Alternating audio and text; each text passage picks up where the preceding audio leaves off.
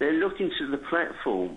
Yeah. To the people on the platform. Have you ever seen the army with their back to the enemy?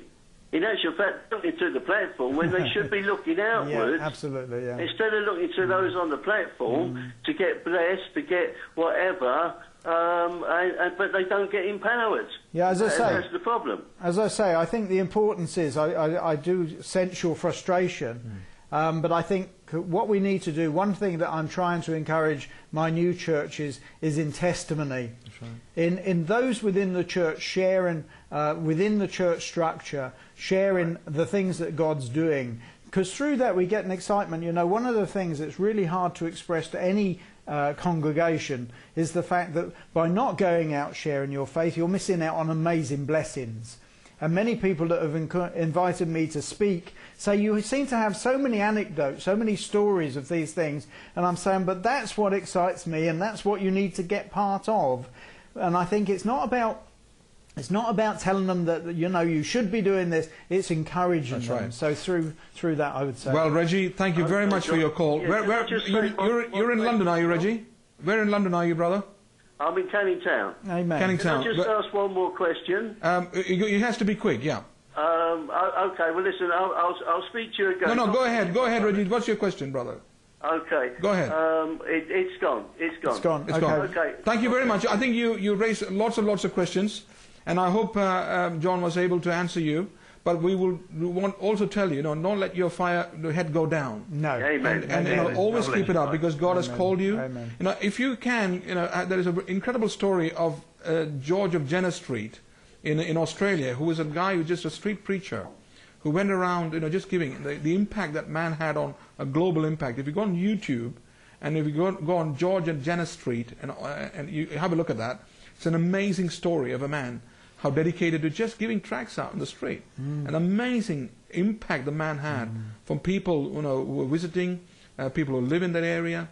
So, don't think, sowing seeds is another thing, isn't it? Amen. Now, we think of evangelism as reaping. Yeah. But there's a whole area of, I'm talking horticulturally. Yeah, horticulture. Would you explain that? And I have to say, as a horticulturer, as someone who's looked after some very big gardens, when we sow carrot seeds, we sow thousands.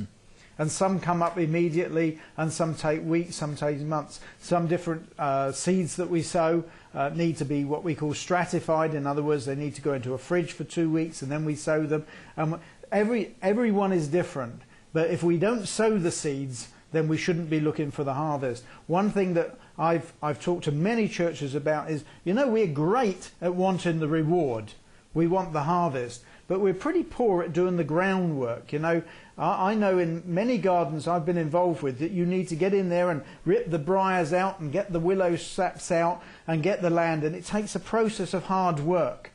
And we as Christians cannot expect just to walk in there and see the harvest. We have to put in the groundwork. But you see, that's exactly it. Sometimes you may sow the seed, and you may water the seed. Yeah. That's all you're asked to do. Yeah. Don't try and dig it up before it's done anything. No. Sometimes you have to have the patience and the wisdom to do that and to walk away from a person, rather than trying to get them planted and watered and reaped on the same day. It's not going to happen. And we have to look at our agenda.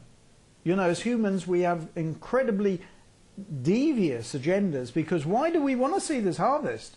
Because we want to go on a glory trail? Because we want to say, amen, brother, look how many people have come to the Lord through my ministry. Actually, I always think of Albert Macon. Yes.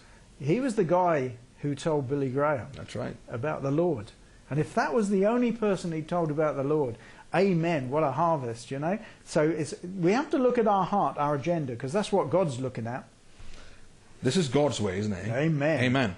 Now, Andrew on the line. Hi, Andrew. Good afternoon. Good afternoon to you. How are you? I'm very well, thanks. What would you like to say? Just to say that we're very encouraged by what John is saying. Thank you. My wife and I, Jean and I, have just moved to a new area and into a new situation, and we feel God has called us here, and what we've been doing so far is buying Christian newspapers and taking them around from door to door, and if we meet somebody, obviously we have a chat with them and get to know people. And we've actually, quite interestingly, this Christian newspaper that we get this month has got an article about our daughter who was shot in South Africa. Oh, really?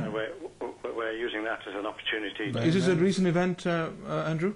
It happened about 4 or 5 years ago. Oh, right. Really? Okay. Would you tell us a little bit about that? Well, she works for Ambassadors in Sport. Okay. In South Africa, in Cape Town, and she goes into prisons and homeless shelters and schools and all sorts of other places, and gets a group of girls together and does some football coaching, and then does a sort of shares from the word afterwards. And she also gets involved in organising football matches and things like that. But she was taking some girls home one evening, and she stopped at a crossroads, traffic lights, and suddenly saw these 2 or 3 young men running towards her. Next thing she saw was one poking a gun at her through the window. So she turned around and told the girls to get out of the car. And as she turned back again, this chap fired the pistol, went through the door window and into her face. She sort of eventually got out of the car and ran down the road shouting, "Get me an ambulance." So all sorts of things went through her mind, but she said, "I was never really scared. It was just, look out, I might be dying." So, fortunately, in God's plan, the police arrived just at that time, which is quite surprising, really, in South Africa. But they stopped the kids getting the car, because that's what was after. They were after the car. They wanted to hijack her car. So they caught the lads and obviously arrested them and sorted the car out. We obviously had to fly over there and see her. But about a couple of years later, she went to their trial, and at the end of the trial, when they were found guilty, the judge asked her what she thought should be their punishment. And she stood up. She said, "Well, I know the background these kids come from. So all I can say to them is get back to school and study and get some qualifications." Wow, that's amazing. Right. Yeah, that's brilliant. And, I would love to have her on the program. Yes, that'd be good, wouldn't it? Would you drop us a line? I will, yes. Andrew, thank you very much for sharing that, because it just shows that the reason I asked you to share that, it just shows that you're still a believer. Oh, yes. And you love the Lord, and here you are talking to us after seeing something like that going through. A lot of people get put off by that. They will say, "Why did it happen?" and all kinds of questions. But sometimes we need to, as we receive God's blessings, we're also told to receive that which is whatever happens to us, giving thanks in all things. And this is a difficult thing to do. But the fact of the matter is that you are sharing this with us. And again, you are talking about how to take this gospel into your area that you. That's right, And you want John to come back to you on that?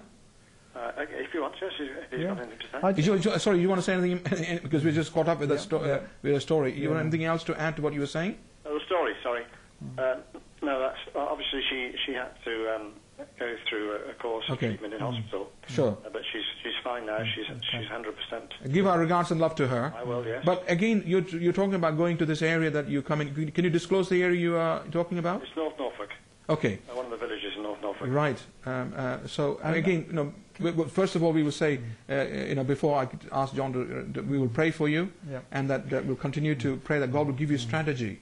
Because you've got to find out what God is doing in an area before you jump in and do things. God may have been doing things. It'd be good to explore some of the things that have been happening. Look around and dig into history a little bit to find out what God has been doing there, and then ask the Lord to literally join the Lord in what He wants to do in that area. Does that make sense, John? Andrew? Okay, John, you want to come back on that? Yeah, I just wanted to say, I don't think some people recognise the power of putting good news, newspapers through the door. What I'm saying is news that's good and wholesome. And I think one thing we need to bear